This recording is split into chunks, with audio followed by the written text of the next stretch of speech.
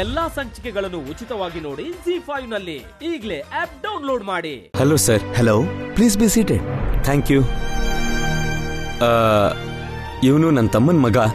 ನಿಮ್ಮ ಹಾಸ್ಟೆಲಿಗೆ ಸೇರಿಸೋಣ ಅಂತ ಕರ್ಕೊಂಡು ಬಂದೆ. ಓ, ಈ ಹುಡುಗನೇನಾ? ಈಗ ತಾನೇ ಅಭಿಯವ್ರು ಫೋನ್ ಮಾಡಿ ಹೇಳಿದ್ರು. Hi, how are you my ಬಾಯ್?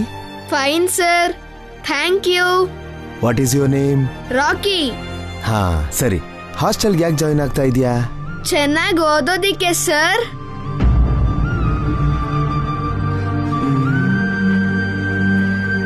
ನೀನು ಒಳ್ಳೆ ಮಾರ್ಕ್ಸೇ ತೆಗ್ದಿದ್ಯಲ್ಲ. ಇನ್ನು ಚೆನ್ನಾಗಿ ಓದ್ಬೇಕು ಸರ್. ನೋಡೋಕೆ ತುಂಬಾ ಒಬಿಡಿಯಂಟ್ ಆಗಿ ಕಾಣಿಸ್ತೀಯ. ನಿನ್ನಂಥ ಕ್ಲೆವರ್ ಸ್ಟೂಡೆಂಟ್ಗಳು ಹಾಸ್ಟೆಲಲ್ಲಿದ್ದು ಓದೋ ಅವಶ್ಯಕತೆನೇ ಇಲ್ಲ.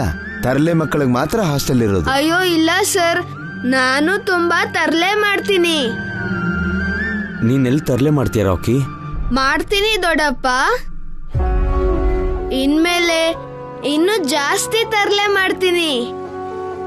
ನನ್ನಿಂದ ಎಲ್ರಿಗೂ ಡಿಸ್ಟರ್ಬ್ ಆಗುತ್ತೆ. ಅದಕ್ಕೆ ನನ್ನನ್ನ ಹಾಸ್ಟೆಲ್ಗೆ ಸೇರಿಸ್ಬಿಡಿ, ಮನೆ ಕರ್ಕೊಂಡು ಹೋಗ್ಬೇಡಿ ಪ್ಲೀಸ್ ಸರ್. ನನ್ನನ್ನ ನಿಮ್ ಹಾಸ್ಟೆಲ್ ಅಲ್ಲಿ ಜಾಯಿನ್ ಮಾಡ್ಕೊಳ್ಳಿ. ನಾನು ಚೆನ್ನಾಗಿ ಓದ್ಬೇಕು. ಮತ್ತೆ ತರಲೆ ಮಾಡ್ತೀನಿ ಅಂತ ಇದ್ಯಾ? ಇಲ್ಲಿ ತರಲೆ ಮಾಡಿದ್ರೆ ಪನಿಷ್ಮೆಂಟ್ ಇರುತ್ತೆ. ಟೈಮ್ ಟು ಟೈಮ್ ಕೆಲಸ ಮುಗಿಸ್ಬೇಕು, ಡಿಸಿಪ್ಲಿನ್ಡ್ ಆಗಿರ್ಬೇಕು. ನಿನ್ನ ಕೆಲಸ ನೀನೇ ಮಾಡಬೇಕು. ಹಾ ಆಯ್ತು ಸರ್, ನೀವ್ ಹೇಗ್ ಹೇಳ್ತಿರೋ ಹಾಗೆ ಮಾಡ್ತೀನಿ. ನೀವು ಹೇಗಿರ್ಬೇಕು ಅಂತಿರೋ ಹಾಗೆ ಇರ್ತೀನಿ. ನನ್ನ ಜಾಯಿನ್ ಮಾಡಿಸ್ಕೊಳ್ಳಿ ಸರ್. ನಿಂಗೆ ಹಾಸ್ಟೆಲ್ ಅಂದ್ರೆ ಅಷ್ಟೊಂದು ಇಷ್ಟನಾ? ನಮ್ಮಮ್ಮ ಅಂದ್ರೆ ಇಷ್ಟ. ಇಲ್ಲಿ ಚೆನ್ನಾಗಿ ಓದ್ಬೋದಲ್ಲ ಸರ್?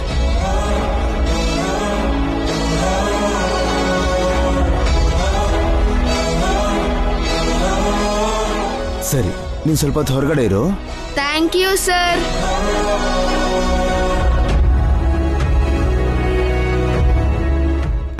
ಮಿಸ್ಟರ್ ಭಾಸ್ಕರ್, ನೀವು ತಪ್ಪು ತಿಳ್ಕೊಳ್ಳಲ್ಲ ಅಂದ್ರೆ ಒಂದು ಪರ್ಸನಲ್ ಕ್ವಶನ್. ಕೇಳಿ ಸರ್. ನಿಮ್ಮ ಮನೇಲಿ ಜಗಳ ಏನಾದರೂ ನಡೀತಾ? ಯಾಕೆ ಹೀಗೆ ಕೇಳ್ತಾ ಇದ್ದೀನಿ ಅಂದ್ರೆ, ರಾಕಿ ತುಂಬಾ ಡಿಸ್ಟರ್ಬ್ ಆಗಿದ್ದಾನೆ. ಯಾವುದೋ ಕಾರಣಕ್ಕೆ ಮನೆಯಿಂದ ದೂರ ಇರಬೇಕು ಅನ್ಕೊಂಡಿದ್ದಾನೆ.